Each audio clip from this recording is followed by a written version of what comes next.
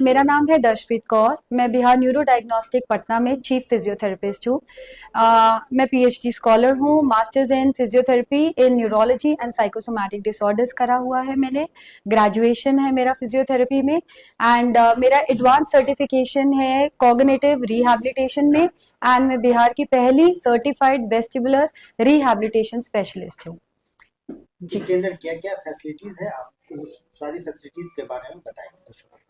जी, हमारे यहाँ पे ऑलरेडी 2 न्यूरो फिजिशियंस है, चिकित्सक है जो कि पेशेंट्स को सेवा प्रदान करते हैं और उन्हीं के साथ ही अटैच्ड हुआ हमारा एक रिहैबिलिटेशन सेंटर है।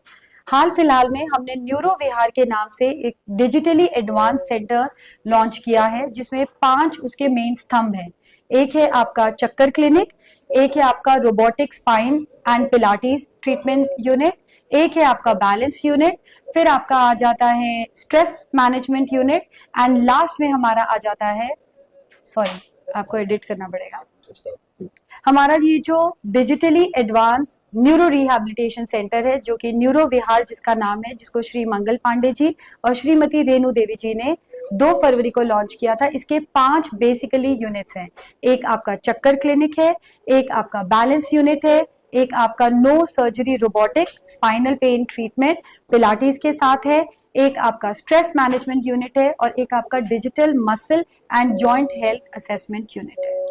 इसके अंदर जो पेशेंट आते हैं वो किस तरह के पेशेंट आते हैं उसके बारे में बताएं। इन 5 डिपार्टमेंट्स में डिफरेंट प्रकार के पेशेंट है। जैसे चक्कर जो हम लोग अक्सर बीपीपीवी के नाम से भी कहते हैं, उसमें जिनको उठने में, करवट बदलने में, ऊपर देखने में घूमी जैसा लगता है, उस प्रकार के पेशेंट आते हैं।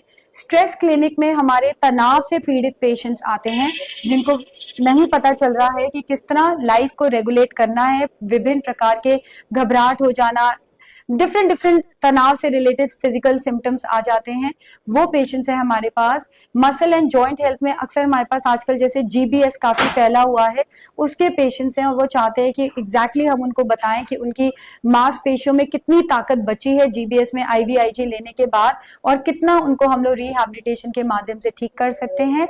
बैलेंस यूनिट में हमारे पास अक्सर जिनको लकवा हो जाता है, पार्किंसोनिज्म, ये सारी बीमारियां हैं जिसमें लड़खड़ाहट पैदा होती है, उन सबके पेशेंट्स हैं हमारे पास एंड यही हमारे इन 5 में मेन है। समय लगता है रिकवर होने में? आपके पास जो पेशेंट आते हैं पैरालिसिस का, जिसकी आपने लकवा बोला, इस तरह कितना समय लग जाता है रिकवर होने में?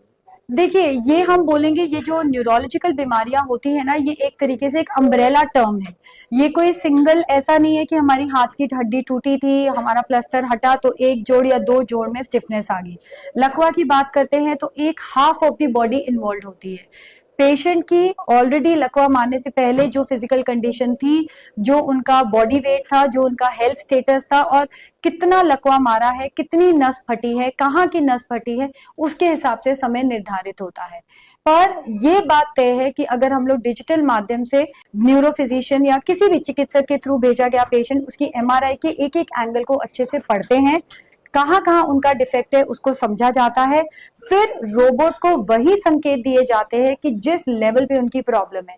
अक्सर हमारे सभी में या तो गर्दन कमर सिंगल पाई जाती है या दोनों का मिश्रण पाया जाता है।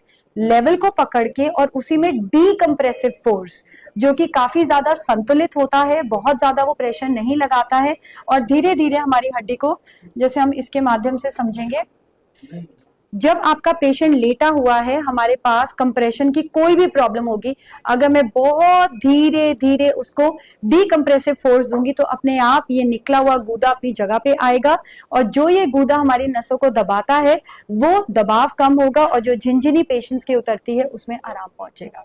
लेकिन रोबोट के साथ पिलाटीज बिल्कुल बिल्कुल बिल्कुल जरूरी है, उसके बिना इसको देने का कोई फायदा नहीं है।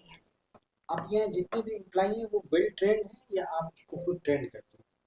देखिए, कॉलेज डेफिनेटली एक बहुत ही प्राथमिक रोल प्ले करता है इन लोगों को एक फिजियोथेरेपिस्ट बनने के सफर में, बट सिंस हम लोग काफी चीजें देश विदेश से खुद सीख के लाए हैं तो हमारे यहाँ पे जो भी रिक्रूट होता है वो 6 मंथ्स की ट्रेनिंग में जाता है।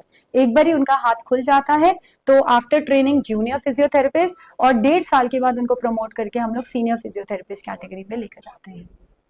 ज्यादा से ज्यादा एक आखिरी सवाल है, ग्रामीण क्षेत्र में खास कर देखा गया है, ग्रामीण चिकित्सक या क्वैक्स जो होते हैं वहाँ के, इस पे आपकी क्या प्रतिक्रिया होगा ना, ग्रामीण किससे वायरस को लेकर? वो बहुत सारे डिजीज को जो है अपने अंदर रख के जो उसको खराब कर देते हैं, लास्ट मोमेंट में जो है वो दूसरे शहर की तरफ माइग्रेट करते हैं। उस कंडीशन में आप क्या कहना चाहिए? देखिए, हम लोग यही कहेंगे कि मीडिया का बहुत, जैसे आरबीआई कहता है, जागरूक रहिए तभी आपका नुकसान नहीं होगा। यही हम चाहते हैं कि जितने भी लोग मीडिया से जुड़े हुए हैं वही जन जन को जागरूक करेंगे एंड हम सबको होशियार बनना है।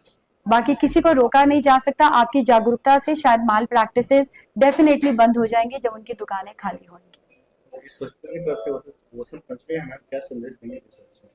मैं सबको यही कहूंगी कि सब लोग पहले तो खुश रहें। अगर आप स्ट्रेस नहीं रहेंगे तो आपका पोस्चर अच्छा रहेगा, पोस्चर अच्छा रहेगा तो रीढ़ की हड्डी स्वस्थ रहेगी, और रीढ़ की हड्डी स्वस्थ रहेगी तो हम एक लंबा जीवन अच्छे तरीके से बिता सकेंगे। और इसीलिए भगवान ने हमें ये मनुष्य जीवन दिया है। धन्यवाद।